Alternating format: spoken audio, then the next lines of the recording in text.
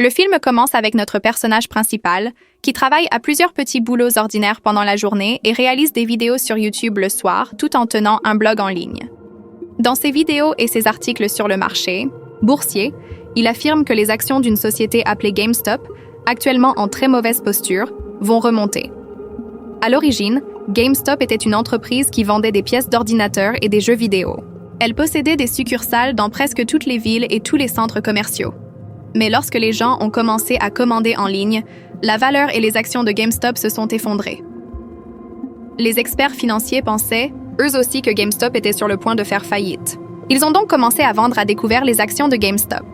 Cela signifie que de grands investisseurs empruntèrent des actions à leurs actionnaires et les vendaient. Quand la valeur de ces actions chutait à cause du grand nombre de ventes, ils rendaient ensuite le même nombre d'actions à leurs propriétaires, mais à un prix bien plus bas. En vendant les actions à un prix élevé et en les rachetant plus tard à un prix bas, ces investisseurs faisaient du profit. L'entreprise, déjà affaiblie, était ainsi poussée encore plus vers le bas. Par exemple, elle pouvait même faire faillite, laissant la place à une autre société pour prospérer à sa place. Tout ce processus s'appelle le short selling, ou vente à découvert.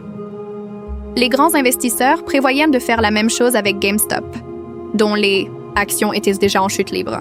Ils ont commencé à emprunter des actions et à les vendre. Mais Keith, lui, restait convaincu que ces actions allaient remonter, car il avait remarqué des changements importants dans la direction de GameStop.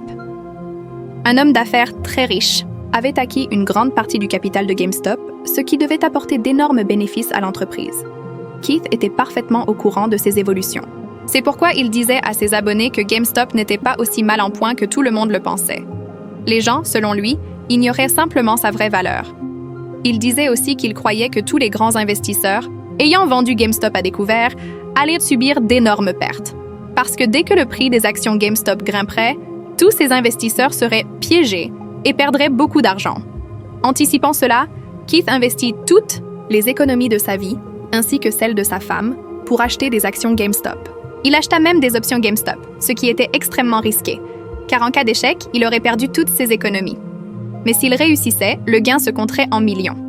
Il partageait ses investissements, ses analyses quotidiennes et les graphiques qu'il étudiait chaque jour sur son blog et lors de ses diffusions en direct. Il publia la première capture d'écran montrant qu'il avait investi plus de 53 000 $ dans GameStop. On découvre que sa femme était un peu inquiète, craignant que Keith ne place toutes leurs économies dans une entreprise en déclin et ne ruine leur avenir. Malgré cela, elle le soutient. On apprend aussi que le jeune frère de Keith, lui aussi en difficulté financière et qui faisait un peu de vlogging sur YouTube, a investi dans GameStop à la demande de Keith pour tenter d'améliorer sa situation. Lassie, scène se coupe ensuite vers un homme très riche, Gabe Plotkin. Gabe possède une grande société d'investissement. Il prend l'argent des gens fortunés, l'investit dans différentes entreprises et leur reverse les bénéfices. La société de Gabe était celle qui avait le plus shorté GameStop, car contrairement à Keith, il était persuadé que GameStop allait s'effondrer. Lorsqu'il apprend qu'un type comme Keith a investi une telle somme dans GameStop, il le considère comme un idiot. Ensuite, on nous présente Gabe, un autre homme extrêmement riche qui possède une société de marketing et fait du financement participatif, tout comme Gabe Plotkin. Puis apparaît Steven, le plus grand stratège du marché. Il contrôle environ 72% du marché et croit que le marché fonctionne selon sa volonté. Mais à cette période, le Covid faisait rage et tout le monde faisait face à des crises financières. Même pendant cette période, ces trois entreprises réalisaient d'énormes profits. De l'autre côté de ces multimillionnaires, on nous montre aussi de petits investisseurs. Nous faisons d'abord la connaissance d'une infirmière, mère, célibataire.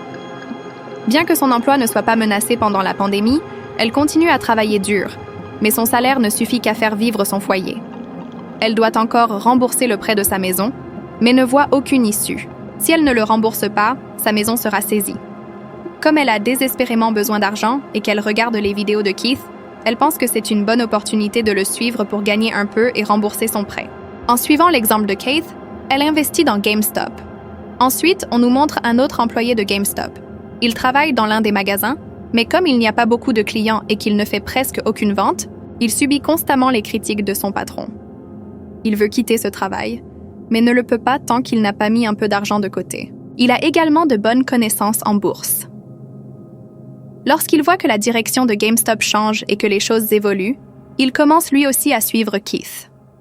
En s'appuyant sur les analyses partagées par Keith, il investit dans GameStop.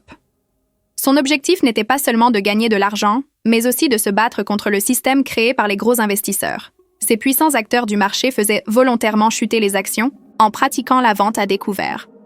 Ils en tirèrent des profits, tandis que les petits investisseurs perdaient tout. Dans une autre scène, on nous présente deux étudiants, colocataires, tous deux accablés par leurs prêts étudiants. Ils cherchent un moyen de les rembourser et tombent eux aussi sur les vidéos de Keith. Ils y voient une opportunité pour se libérer de leurs dettes et donc investissent dans GameStop. Tous ces gens utilisaient une application appelée Robinhood pour acheter leurs actions GameStop. Robinhood était très simple à utiliser et ne prélevait qu'une petite commission sur les bénéfices. Comme il n'y avait pas de frais cachés, les gens préféraient investir via Robinhood. Nous voyons également une interview des cofondateurs de Robinhood. Quand on leur demande pourquoi leur application a eu un tel succès, ils répondent que c'est justement grâce à ce modèle sans frais. L'intervieweur, surpris par ce modèle économique, leur demande si une autre société finance leur entreprise. L'un des cofondateurs mentionne alors la société de Kane, mais l'autre l'interrompt aussitôt en disant « Non, nous gérons notre entreprise seuls ». On nous montre ensuite plusieurs personnes qui, faisant confiance aux analyses de Keith, ont investi dans GameStop. Chacune d'elles mène une vie complètement différente, mais désormais, elles sont toutes liées à Keith grâce à ses analyses. Si Keith perdait, tous ceux qui avaient cru en lui perdraient aussi. Keith publiait chaque jour des analyses et mises à jour. Nous voyons également beaucoup de gens connectés à un site web communautaire où tout le monde discutait de sujets financiers, mais sur un ton humoristique, presque comme des mèmes. Keith remarque que la plupart des membres de cette communauté sont encore très en colère à cause de la crise de 2008, lorsque les banques et les grands investisseurs avaient fait s'effondrer le marché. Eux avaient été sauvés, mais les petits investisseurs, eux, avaient tout perdu. Keith comprend que ces gens croient que tout le système est manipulé par les puissants. Beaucoup de ceux qui ont investi dans GameStop le font aussi par esprit de revanche contre le système. Tout le monde savait que les gros investisseurs avaient vendu GameStop à découvert. Alors, petit à petit, tous commencent à acheter massivement des actions GameStop dans le but de faire perdre de l'argent à ceux qui parient sur la chute du titre. La communauté où tous ces gens échangent s'appelle la communauté WSP. Quelques mois plus tard, on assiste à un véritable tumulte dans la communauté WSP. Les actions de GameStop ont effectivement commencé à monter. Les publications quotidiennes de Keith avaient effet, poussant de plus en plus de gens à le croire et à investir dans GameStop. Au début, le prix de l'action GameStop montait lentement, mais soudain, il se mit à exploser. Une action qui valait à peine 1 ou 2 dollars atteignit brusquement 50 dollars. Avant que les grands investisseurs comme Gabe, qui avaient vendu à découvert, ne puissent réagir, le titre grimpait déjà à 100 dollars le lendemain. On nous montre, alors que quiconque avait investi 53 000 dollars avait déjà multiplié sa mise par plusieurs dizaines. En quelques jours à peine, sa valeur atteignait des millions de dollars. Keith continuait à publier chaque jour des captures d'écran de son compte dans ses vidéos et sur son blog, comme il le faisait avant. Tout le monde dans la communauté WSP était choqué par sa progression fulgurante. Cette réussite inspira encore plus de gens à commencer à investir dans GameStop. Keith devint alors une véritable icône sur WSP. Tout le monde l'écoutait comme un mentor ou un gourou. On revoit ensuite les mêmes personnes présentées plus tôt dans le film, l'infirmière, les deux étudiants et le jeune employé de GameStop. Leurs investissements, bien que modestes, avaient désormais pris une telle ampleur qu'ils pouvaient enfin rembourser leurs dettes. Le jeune employé de GameStop, plein d'espoir, se dit qu'il pourra bientôt quitter ce travail ennuyeux et faire quelque chose de plus ambitieux. Quand Gabe apprend ce qui se passe, il reste impassible, persuadé qu'il ne s'agit que d'un effet de mode temporaire et que GameStop retombera rapidement. Il décide donc de vendre à découvert à nouveau.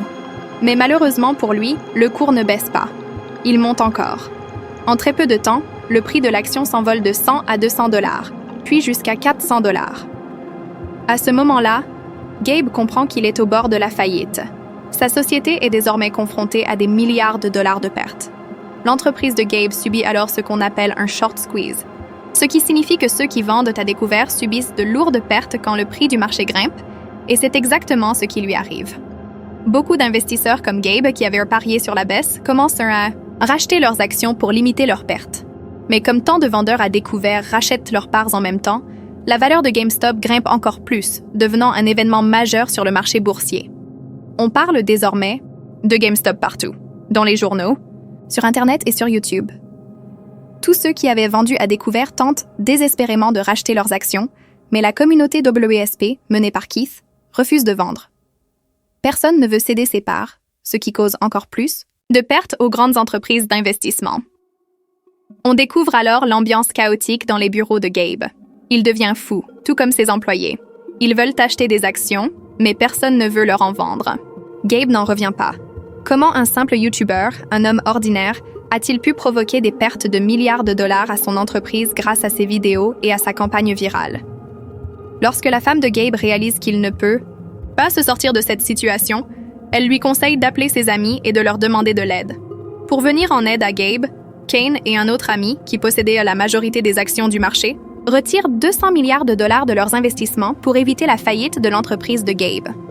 Pendant ce temps, on voit le cofondateur de Robinhood recevoir un appel du NSC, lui réclamant une énorme somme d'argent, car la valeur des actions achetées via son application avait tellement augmenté que Robinhood devait déposer 3 milliards de dollars en garantie. S'il ne le faisait pas, le NSC pouvait suspendre l'application. Le fondateur, paniqué, explique que Kane détient aussi des actions dans leur société et qu'il allait lui parler avant de rappeler. On découvre ensuite que Robinhood a désactivé le bouton d'achat pour les actions GameStop. Autrement dit, les utilisateurs ne pouvaient plus acheter, seulement vendre. Cela provoqua une immense colère. Les gens commencèrent à vendre en masse et même à manifester devant le siège de Robinhood. À cause de cette vague de vente, le prix de l'action GameStop, qui avait atteint 453 $, retomba brutalement à 140 $. La chute fut vertigineuse, et tout cela à cause de l'application Robinhood. Ceux qui avaient investi tout leur argent, espérant le voir fructifier, perdirent beaucoup d'argent. La colère du public augmenta encore lorsque les hedge funds réalisèrent leurs pertes et tentèrent de provoquer un nouveau crack en réactivant le bouton d'achat de Robinhood. Les petits investisseurs, qui jubilaient auparavant, se mirent à désespérer à nouveau. Tout le monde pensa que Robinhood avait agi sur ordre de Citadel, dont le propriétaire, Kane, était aussi actionnaire de Robinhood. Mais le cofondateur de Robinhood apparut à la télévision et déclara qu'il n'avait subi aucune pression de Citadel. Selon lui, la valeur élevée des actions l'avait obligé à verser 300 milliards de dollars au NSC, une somme que son entreprise n'avait pas en réserve, d'où sa décision de bloquer temporairement l'achat. Certains le crurent, mais la plupart des petits investisseurs ne furent pas convaincus. Ils se sentirent trahis, pensant que Robinhood, qui prétendait défendre la liberté du marché, était devenu un outil pour voler les gens. Cela entraîna un boycott massif et d'énormes pertes pour Robinhood. Et maintenant, tout le monde en Amérique est en colère. Ils accusent Gabe, le principal investisseur, de manipuler le marché. Les médias, eux aussi, commencent à parler de GameStop. Les chaînes d'information diffusent partout que le marché boursier connaît une situation sans précédent et que des milliers de petits investisseurs sont en train de battre les géants de Wall Street. Le prix des actions monte encore plus. Keith, qui a tout lancé, devient soudain une sensation nationale. Les gens commencent à l'appeler le héros des petits investisseurs. Mais pour les grosses sociétés de courtage, c'est une catastrophe.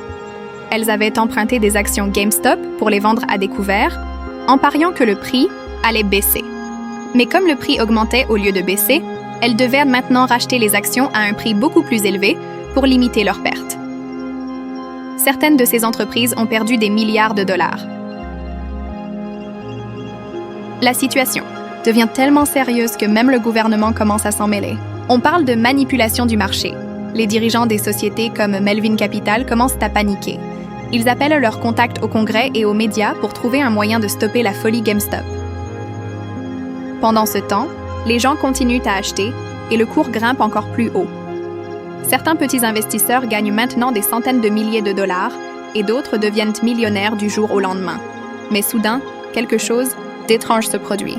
Un matin, lorsque tout le monde ouvre l'application Robinhood, ils découvrent qu'ils ne peuvent plus acheter d'actions GameStop. Ils peuvent seulement vendre celles qu'ils possèdent. Tout le monde est choqué.